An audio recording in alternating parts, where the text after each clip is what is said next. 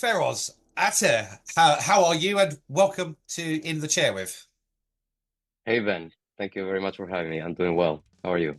Good, good. Thanks. I'm glad to hear you're well. For those kind of unfamiliar with you and your music, do you want to give a sort of a brief overview? Sure. Ater is like what I like to call an extreme metal band because we incorporate different elements of heavy metal style, so it's hard to like put us in one category specifically. And we're hailing from Santiago, Chile, most of us, and some of the members are also from the US. So it's sort of an international group, and we do super heavy, dark stuff. Well, Um, the name itself translates from Latin to not just dark, but or black. It's like the blackest of the black, isn't it? It's Yeah, correct. It's the mhm, blackest of the black. It's sort of the origin of the word as well. Some mhm. of the most ancient forms of naming something black is ater. And if you want to go super specific, it means like dull black, Mhm. like not shiny black, but dull, dark. Mhm. A perfect and fitting choice. Thank you. Given the word is so ancient, it's surprising that a band hadn't picked it up before. You know. That's correct. I've seen other projects using the name, but nothing that's making waves currently or anything like that. And we've been using this name since I want to say 2012. So Mhm. it's a long time. Because it started with just you, as my research correct. It was you. It Correct. was like a studio project, and then you bumped into some people that later became band members at a Meshuggah show or something like this. Yeah, yeah, exactly. So the first album was totally conceived by me, where I wrote and recorded all the instruments, and was actually at that time was looking for a vocalist that wasn't me, to join the band and take do these for vocals, but it never happened, so it ended up, being an instrumental release, so that's why. Um, and just a few days after that album was released, I went to a Meshuggah concert in Los Angeles, Hmm. and I met Josh, our current guitar player, who, you know, him and his brother Stefan joined on drums as well. So that's when we actually became a band instead of like a one-man project. And we started doing, performing live and doing more stuff. Awesome, awesome. Um, So but you can always you're mostly instrumentalist. You can kind of touch on sort of how you kind of came to sort of start picking up instruments if you so please. But the question I'd really like to go to is kind of what led you into the black and the extreme because I'm fascinated by the psychology of it because it kind of there's a lot going on in here that I have views on it and my own experience. It's not a path that Yeah, everyone takes, so please. definitely. Um, so I think I've always been into heavy music. When I was, a teenager, I was heavily into punk rock, and then I quickly moved to metal from there. But it was more like the heady type of, prog metal and a lot of gent and stuff that I was doing back then. And then my taste just sort of started becoming more extreme, and I got heavily into that death metal and black metal. Meshuggah, of course, has been like a pillar for us in terms of, Hmm. influence always. Um, but it definitely has gotten darker because mainly my own taste in music got darker and heavier, but also right before we I started writing for this album Somber, I went through some really nasty stuff in my personal life Hmm. that sort of made me want to create something really dark and dense and heavy to put it all out there instead of like keeping it within me. Um, so that was the main goal from the start, was to create something as dark and as heavy as I could, you know? yeah, it's one thing to like listen to a genre and get into it, but then as a composer, I mean, there are lots of genres that I couldn't possibly compose for, but the extreme element, it has to be something that's authentic and innate and comes from within. And I'm assuming that whatever kind of happened, and you can talk or not talk about it. But this is almost like a purging exercise. Yeah, correct.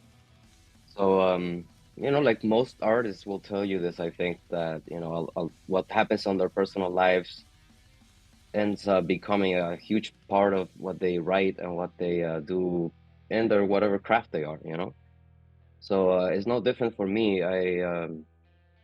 I like to transmute all the bad stuff that happens in my life and put it into something that is for me positive, and I think other people who would listen may maybe feel what I felt on those days and like sort of feel like they are not alone or something, or like it also happened to someone else or someone else feels like that, in this case, me. And I think in that regard, it's been quite effective album.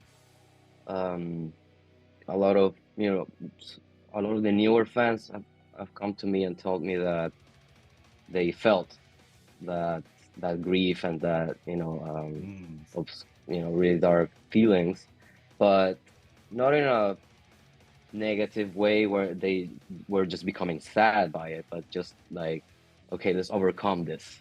Yeah. Yes. Yeah. Yeah. There's a lot of kind of empowerment attached to these darker styles of music, and the average man on the street kind of just makes an assumption that it's all that kind of like doom and gloom and satanic and brutal and Yeah. unnecessary. But actually, when you go delve into the lyricism, and when you look at things like stage design and kind of the concepts of albums or the concepts of the band itself, it's often about a journey from a dark place to one that, well, if it isn't light, it's at least sustainable as much as it can be. Right. And for me, I have a bit of a dark psychology. I've been through some stuff. I think every human has to some degree. But when I discovered black metal, and it's still to this day, when I'm feeling shit, I will go for a long hike, and there's nothing better than being out at like 4:30 in the morning. Black Yeah. metal, or it's something extreme in your ears. It was the world's quiet. There's just something fantastic about this style of music and the sound design and the evocation of feelings that come with it. So you mentioned grief. Is that a kind of cornerstone of the concept behind Ater, or do you there are other bits moved in? Well, to add to what you were saying, I think most fans who really enjoy this like really dark styles of music, uh, not only enjoy the listening experience, but also it's a coping mechanism for a lot of us. And like I remember when I went through some really dark stuff a few years back before writing this album. I remember New Septiflesh came out, the Titan album, and that sort of like lifted me and picked me back from the ground and like helped me really move on with my life. It was really something special. But yeah, grief is not necessarily like something specific to us, but more like a collection of heavy feelings that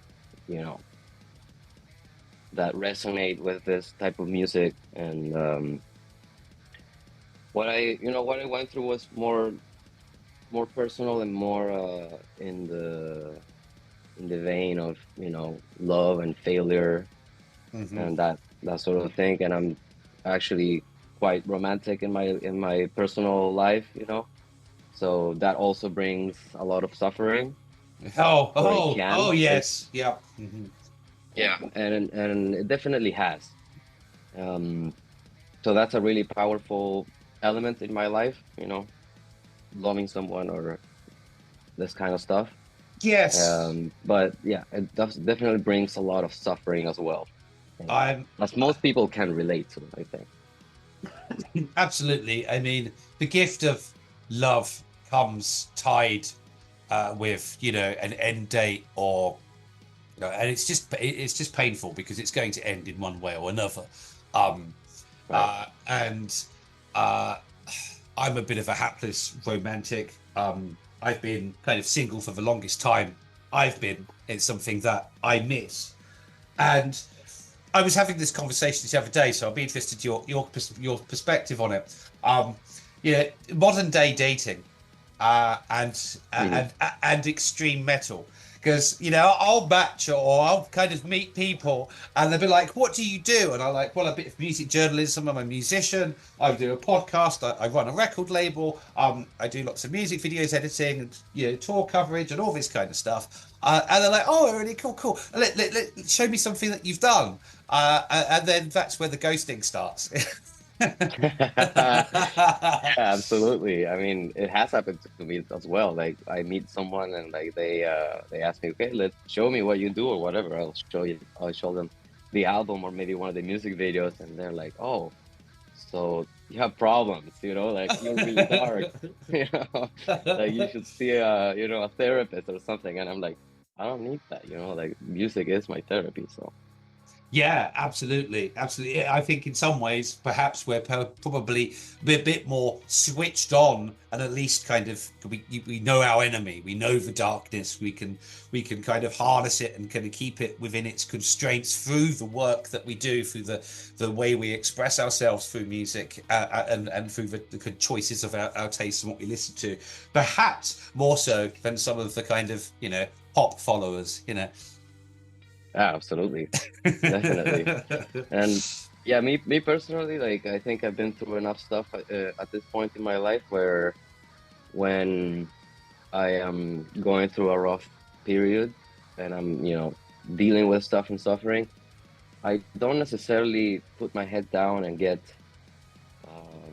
neutralized by it. I I sort of utilize it in a way and like mold it into music, and that always helped me kind of like come out of it, and in the best way possible for me. It's really I don't see my life without that anymore. No, I feel the same way, and I wanted to kind of ask, in your journey through your musicianship, has there been periods where you haven't invested in your music, and was there a kind of a consequence because of that? And what was that consequence? Um, that's a good question. Thank you. So let's see. Where should I start with? Maybe my journey as a musician, I guess. Okay. It's been a long one. It's been a really long one. I started playing music when I was like about 8 or 7 years old. Immediately gravitated towards guitar, and by the time I was like 10 or 11, I grabbed bass, and I never stopped. And I went to music school after high school and studied, a formal education of music, and then on audio engineering as well, because I was looking to produce my music and like take, oversee all aspects of it, and also for other people as well. So what happened is back in 2016, I decided to move out of Santiago and I went to live in Los Angeles, California. And that was an extremely rough period in my life at first because it was hard as a student to sustain yourself because it's when you are on a student visa, you're not allowed to work, but I had to pay, my rent and all this stuff. So I was an illegal worker. Um, for quite a while, and I lived in a really rough part of the town where dark shit happens. Yeah, yeah. And that's actually when I started writing music for Somber, for the latest album. Hmm. And it's like a, you know, it ended up becoming a collection of different elements of darkness. You know, a lot of stuff was within me, but also a lot of stuff that I saw and witnessed living there kind of like made it into the music. Um, and you know, it's looking back, like I feel really good about this album. I don't feel like any songs I'm like, yeah, I don't know about this one or anything. Like, to me, all the material is something that I'm proud about being out there. Um, and you know, the to me personally, the heaviest track of all the material is Descending, the second track of the album. And you know, the consequence, I guess, to land to the second part of your question, the consequence of investing so much of my personal being into the music is, you know, when, like, for example, when we're performing the song live, it's it really touches me, and it really evocates feelings in me that maybe I'm not completely over yet, but it's a good way to, you know, to cope with it. But and when we're performing live, it sometimes can become hard to perform that track, especially because it's really close to me, you know. Mhm. I think putting a Buddhist slant on it, as that's kind of a position where I look at things. Um, the the pain and the suffering that we experience is a given in life. Something's going to, you know, occur within our existence that is going to be difficult to handle, and it's always in some element. Even 10 years after the event, 20 years after the event, it's always still going to exist there in some way or another. Um, Yeah, and you can't ignore it because it will grow into a bigger monster and it will come around here and it'll get in the way of your future at exactly. some point. Yeah, Um, so it's always advisable to kind of give it the space. It's like you invite the devil to your dinner table, but he can only stay an hour. Um, yeah, uh, and that helps kind of minimize it. It helps kind of bring it into recognition, give it the airtime, and then it can now move along, and you can focus on something else. And maybe that's a way to look at your live kind of regurgitation or summoning of of that pain. I don't know if that's a. absolutely. I agree 100%. And like, this is something that I apply in my personal life as well. And I tell my friends and, you know, people close to me that when you're going through, you know, really bad stuff, like, allow yourself to feel like that instead of like fighting it all the time, because if you're pushing it away all the time, it's going to come back. Like you said, it's going to come back and it's going to be a bigger problem. So like, I always encourage people close to me to be patient with themselves, and allow them the space to feel whatever they're feeling, you know, and don't not necessarily get drowned into it, but experience it, because it's part of life as well, you know. Like, everything is about, you know, a dualism is the universe is dual, you know. Like, we have dark and we have light, and we have love and we have sadness, you know. And there is no life as we know it without feeling bad or being sad, or, you know, Well, doing this, yeah, you know. indeed. So If everyone was happy all of the time, nothing would be invented, nothing would be created. We'd exactly, have no entertainment, and we'd be progress. we We'd do nothing. We'd improve nothing. You know, we'd still yeah, be we happy. probably wouldn't. Yeah, we'd be happy We, sitting in the cave on the grass. You know, oh, I'm happy. yeah, That's fine. There's a big bear coming along. Oh, I'm happy. Chewed up. End of yeah, civilization. So, Exactly. If we were um, all happy like that, maybe we wouldn't have metal, and like well, that would be yeah, fucking sad. yeah, that would be absolutely that'd be obscene. We can't that can't happen. Or Yeah. maybe just be like happy metal. I don't know. Is that could that be a thing? Yeah.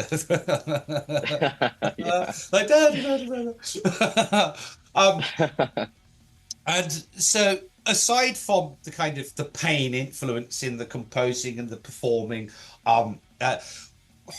does the discipline required because it's one thing to be a prolific composer, but then after that there comes all of these other little disciplines of kind of things like promotion and making it all sound good, and then the discipline that comes with touring, and finding an order through the chaos because you know what it's like. You turn up to a venue, nothing ever goes correct. There's Yeah. always obstacles. Uh, does that how does that benefit your kind of your non-trauma day-to-day life? Uh, I can tell you that for me, everything that's related to the band is, for me, it means, a really deep passion. So I face it with like a lot of discipline and a lot of adaptivity. So I am not faced by these things, with these difficulties and obstacles that come along the way. Especially touring wise, like I'm happy to, just go with it and make the best out of the shittiest situation. I don't care. Like we'll charge through it, because it's really the most important thing for me.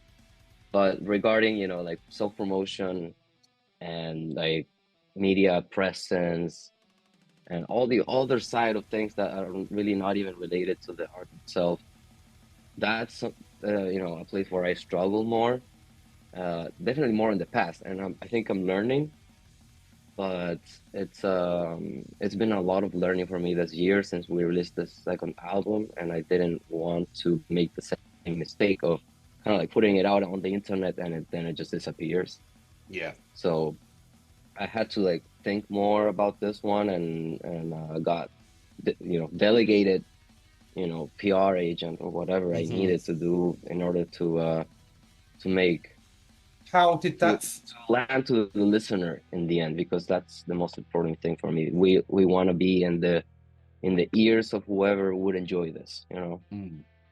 How did that kind of feel? Because you this is a self-driven project from the beginning, which has then grown into a band. It's obviously comes from a very personal place. And it's a difficult transition to then start have to sort of delegating things off. How did that feel? Were you kind of resistant to it? What did you learn about yourself through that process, Yeah, the good and the bad? yeah, the good and the bad for sure. I mean, it's been a steep learning curve for me because I know one side of the industry, which is like the artist side, the engineering side, the technical, but everything after that, that's like promotion and media and all the stuff I never really got into or studied or. So when I found myself, uh, it becoming obvious that I needed to delegate to other people about this stuff because I didn't have the tools, um, I really didn't even hesitate about doing it.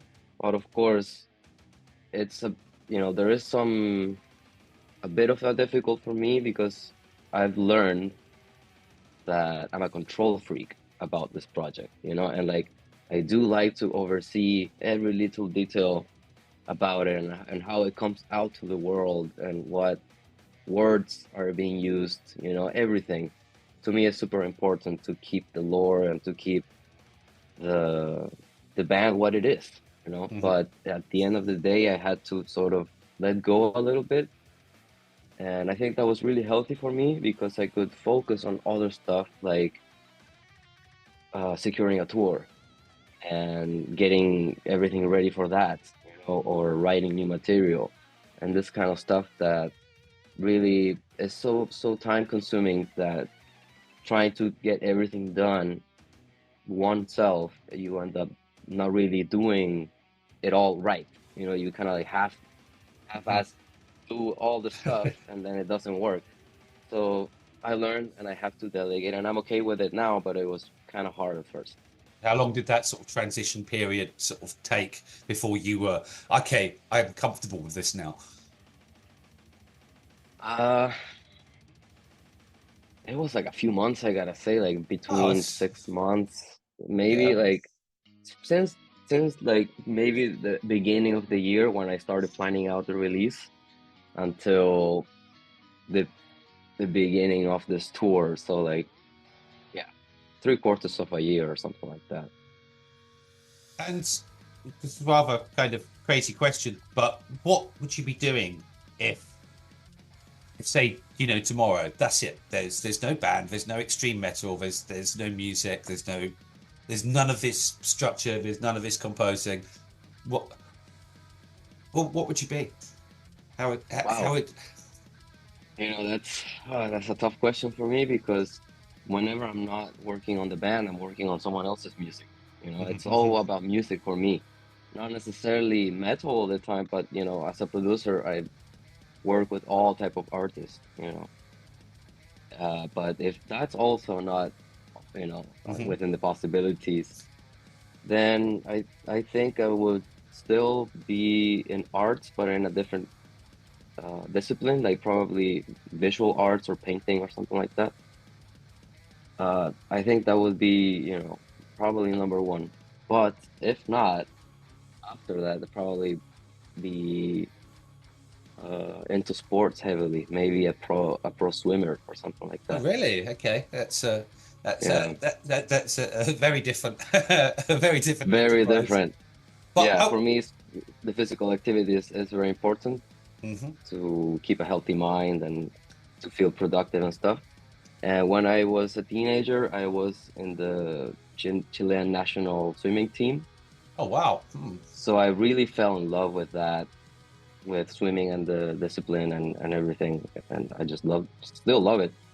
But time doesn't allow me to invest, No, that much, you know. So I can't and really do and that. it's But if maybe in and, a different lifetime, I would. and it's not easy to combine the two, is it? Oh, Black metal swimming. yeah, it's such different lifestyles altogether, Mm, you know. yeah. It's Mm. completely different. So it would be a different me.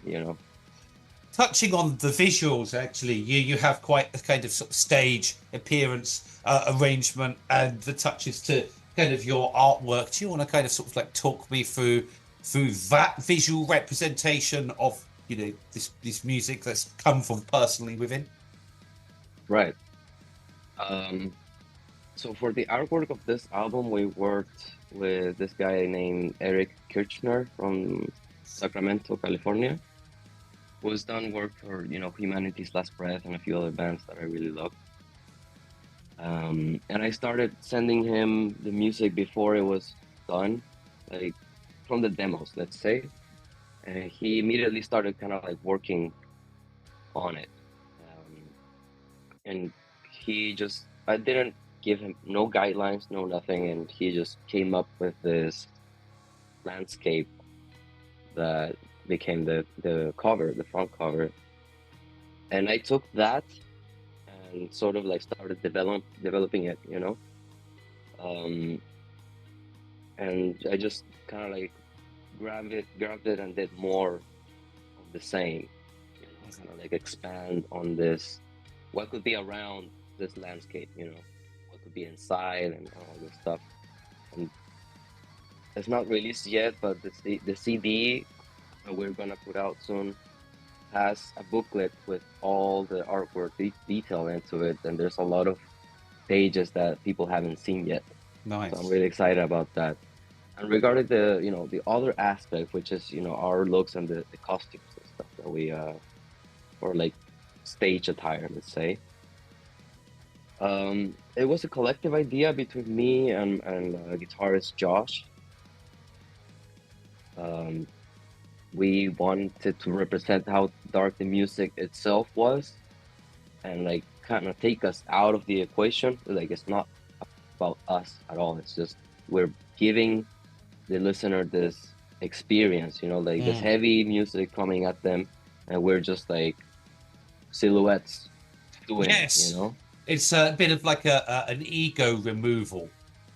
Yeah, Yeah. yeah. It works. It worked. You know, Thank you. you go to a night of black metal, and this is my personal experience of that night at the Underworld. You kind of have an idea of what you're going to hear, especially from the first band. You know, Right. it's horrible that we come with prejudices, but we do. You know, and then literally you hit the first few notes, and I was like, "What the hell, man?" I was transfixed. It's a very different kind of way of kind of arrangement in the black metal. I was certainly expecting. There's such a kind of low end clarity. Your guy at the sound desk was doing a fantastic job, and it was just an Yeah. awesome experience. And for as a whole night, it was both ends of the spectrum being the best experience ever. With you and Batushka, and I had an amazing night, and I've delved into your um, kind of all your albums back catalogue, and I say I'm an absolute fan, and I sharing it around similar enthusiasts. Started doing that minute I started unpacking the footage, and you've been all. And whilst I was there, you were also all just, you know, wonderful kind of human beings as well, which is always pleasant. So it's been an absolute pleasure speaking with you today.